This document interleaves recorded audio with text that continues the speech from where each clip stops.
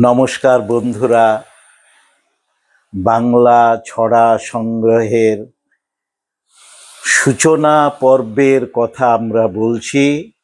আমাদের দ্বিতীয় পর্বে আসা যাক।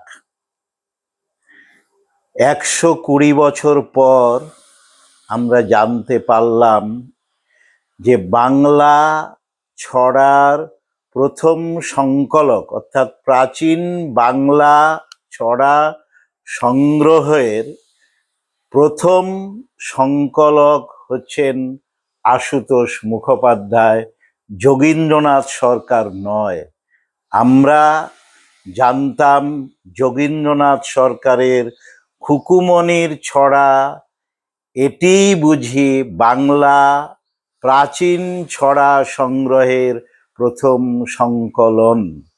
কিন্তু প্রকৃত যে ইতিহাস, সেই ইতিহাস বলছে, এবং যে ইতিহাস উন্মোচিত হলো 120 বছর পর একটি গবেষণার মাধ্যমে। এই গবেষণাটি করলেন লোক সংস্কৃতির অধ্যাপক এবং গবেষক ডক্টর মনোজ মণ্ডল। তার এই বইটি বাংলা লোক সাহিত্য চর্চার প্রথম যুগ ও আশুতোষ মুখোপাধ্যায়। এই বইটি প্রকাশিত হয় বঙ্গীয় সাহিত্য সংসদ থেকে 2017-তে। 2019-এ এই বইটি আমি কলেজ স্কয়ার যে বইমেলাটি হয় ছোট আকারে, সেখানে এই বইটি হাতে নিয়ে আমি চমকে উঠেছিলাম এবং আমি মনে করলাম যে আশুতোষ মুখোপাধ্যায় কোন আশুতোষ মুখোপাধ্যায়?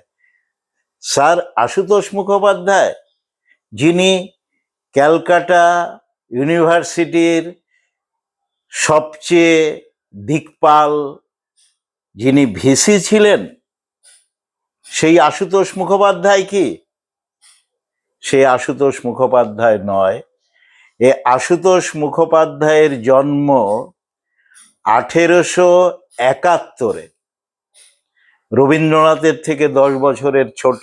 তার জীবনকাল ছিল 51 বছর এবং তিনি হুগলির গরলগাছা গ্রামে জন্মগ্রহণ করেন।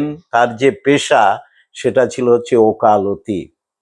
এবং এই আশুতোষ মুখোপাধ্যায় সম্বন্ধে বিস্তারিত আলোচনা 7 থেকে 8 জন আশুতোষ মুখোপাধ্যায়কে নিয়ে, যে কোন আশুতোষ কি করেছেন সেটি কিন্তু ডক্টর মনোজ মণ্ডল তিনি সংক্ষিপ্ত আকারে তিনি দেখিয়েছেন এবং আমাদের যে ভ্রান্তি, আমাদের এই ভ্রান্তিকে ভেঙে দিয়েছেন।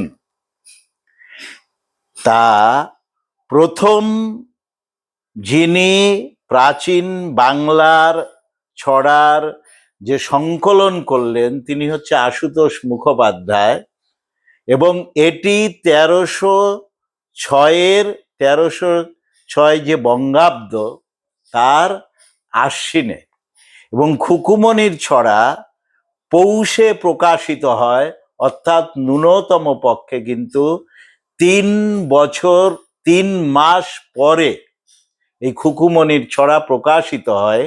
কিন্তু আমরা এতদিন ধরে আমরা জানতাম, এবং এখনো আমাদের ভিতর যারা ছড়া চর্চা করেন নিষ্ঠার সঙ্গে, তাদেরও ভিতর কিন্তু এখনো এই ভ্রান্ত ধারণাটি রয়েছে।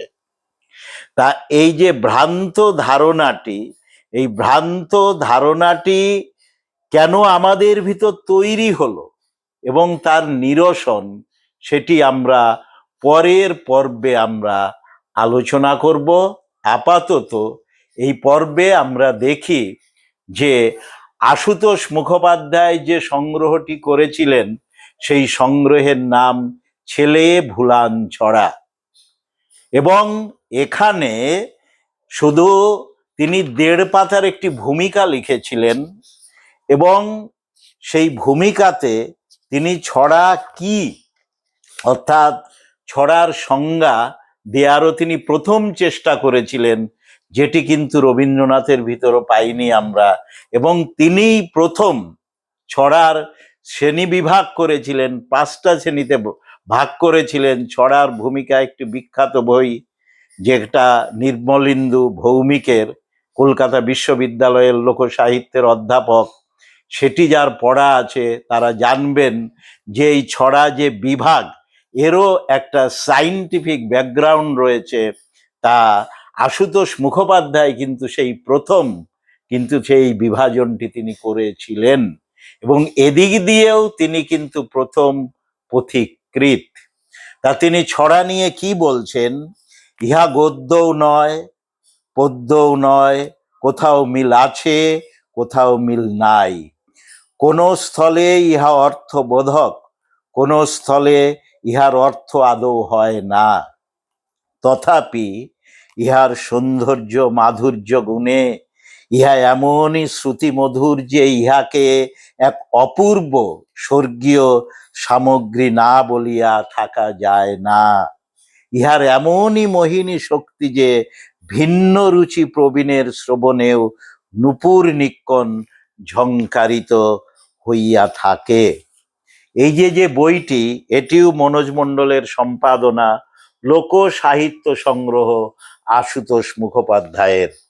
এবং এখানে আশুতোষ মুখোপাধ্যায় যে ছেলে ভুলান ছড়া, সেখানে তিনি 5টা ভাগে তিনি ভাগ করছেন: আদরের ছড়া, ঘুমের ছড়া, খেলার ছড়া, বিয়ের ছড়া এবং বিবিধ।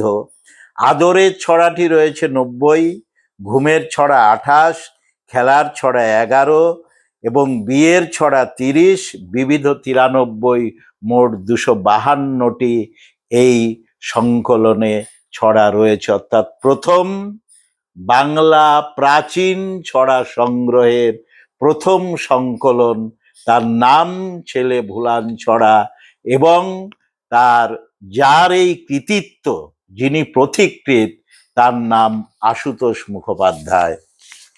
তাই এখানেও আমি কয়েকটি ছড়া আমি পড়ছি। আমি আদরের ছড়া, আমি প্রথম যে ছড়াটি রয়েছে আমি সেটি পড়ছি, এবং কিছু ছড়া পড়ে আমার এই পর্বের আলোচনা আমি শেষ করব। এবং পরবর্তীতে আমরা এই যে খুকুমনির ছড়া, যোগীন্দ্রনাথ সরকার তিনি কেন পথিকৃৎ হিসাবে তিনি কেন উঠে এলেন, আশুতোষ মুখোপাধ্যায় কেন তিনি অতল সেই অন্ধকারে তিনি তলিয়েছিলেন, সেগুলো আমরা এর পরবর্তীতে আলোচনা করব। ধেই ধেই চাঁদের নাচন, বেলা গেলে চাঁদ নাচবি কখন, নেচে নেচে কোলে আয়, সোনার নূপুর দিব পায়, নেচে আয় রে নীলমণি, তোমার নাচন দেখব আমি। আবার বলছেন যে সেই ধান বানলে কুড়ো দেব। আমরা রবীন্দ্রনাথের যে ছড়া সংগ্রহ, সেখানেও আমরা দেখেছি, কিন্তু তার প্রথম 2টি লাইন কিন্তু এখানে অন্য। আয় চাঁদ আলো করে, দিঘির জল কালো করে, ধান বানলে কুড়ো দেব, মাছ কুটলে মুড়ো দেব, সোনার থালে ভাত দেব, গাই বিয়লে বাছুর দেব, দুধ খাবার বাটি দেব, রূপোর বাটির বেন্নন দেব, রাজার মেয়ে বেয়ে দেব, সোনার কপালে আমার টি দিয়ে যা।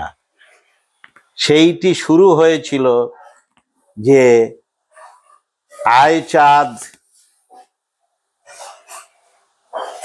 সোনার আয় আয় চাঁদ মামা টি দিয়ে যা, চাঁদের কপালে চাঁদ টি দিয়ে যা। এইভাবে কিন্তু সেই ছড়া সংগ্রহটি শুরু হয়েছিল।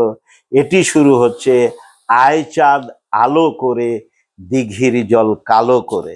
আসলে এই যে ছড়া, আমরা এর পরেও আমরা দেখব যে ছড়া অঞ্চল ভেদে কিন্তু একই ছড়া, তার লাইন তার শব্দ বিভিন্নভাবে পাল্টে গেছে। সেসবও ছড়া নিয়ে বিস্তারিত আলোচনার বিষয়।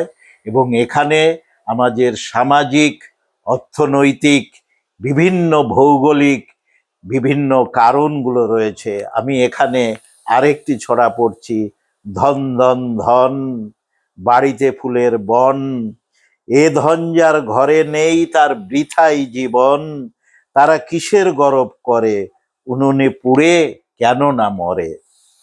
এই যে ছড়া, এই যে লোকজীবনের যে ছড়া, এখানে কিন্তু অদ্ভুতভাবে আমাদের গ্রাম্য জীবন, গ্রাম্য কাহিনী, গ্রাম্য সমাজ ব্যবস্থা, সেইগুলো অদ্ভুতভাবে ধরা রয়েছে। আমাদের ছড়া, প্রাচীন ছড়া সংগ্রহ, তাদের সংকলক, এই বিষয়ে দ্বিতীয় পর্বের আলোচনা আমরা এখানেই শেষ করলাম।